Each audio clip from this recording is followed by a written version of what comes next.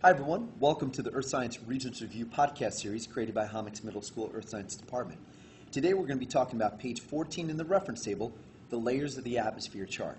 Now this chart has a lot of information in it, so let's start over on the left-hand side. You're going to see a double scale, which is going to be basically measuring altitude or elevation above sea level. You'll notice on the left-hand side you have a kilometer scale going up by 10 kilometers, and on the right-hand side you have miles, which is going up by 5 miles. There's one little typographical error here. The 140 kilometer value should actually be 160. So please make sure you make that correction in your reference table. In the middle part here are all the layers of the atmosphere, the 4 basic layers of the atmosphere.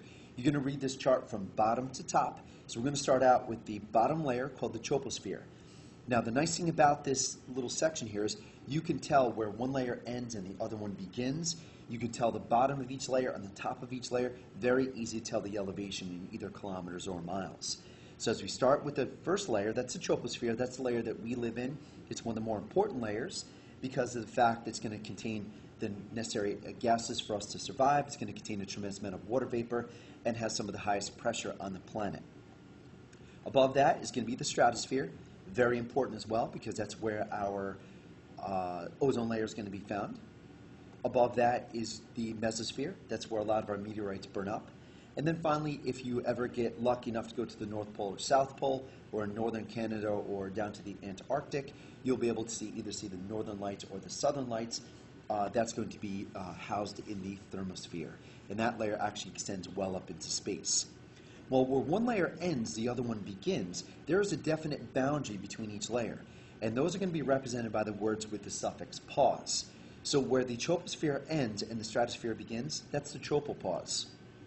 Where the stratosphere ends and the mesosphere begins, stratopause. And where the mesosphere ends and the thermosphere begins, that's what we call the mesopause. Well, the determining factor where one layer ends and the other one begins is going to be temperature. So as you travel up through the different layers, you're going to get different temperature characteristics because each layer has its own characteristic values. So as you travel up through the troposphere, you'll see that your temperature drops. So it's an indirect relationship between altitude and temperature. We start at 15 degrees at the surface, and we end at about negative 55 degrees at the top of the troposphere. As you travel up through the stratosphere, temperature goes up. That's a direct relationship with altitude. And the reason why temperature goes up from negative 55 to 0 degrees Celsius is because the ozone layer absorbs a lot of the ultraviolet radiation from the sun. As you travel through the mesosphere, this is an indirect relationship with temperature and altitude. You go from 0 degrees Celsius to negative 90 degrees Celsius. And the reason why that layer is so cold is because the thermosphere absorbs a lot of the gamma rays and the X-rays from the sun. And you can see that that temperature value is going to go well out above 100 degrees Celsius. That's a direct relationship between altitude and temperature. So the big thing about this part of the chart is that you'll see the different relationships between altitude and temperature as you travel up through the different layers of the atmosphere. The next section over, that's going to be your atmospheric pressure, and that's going to be measured in atmospheres.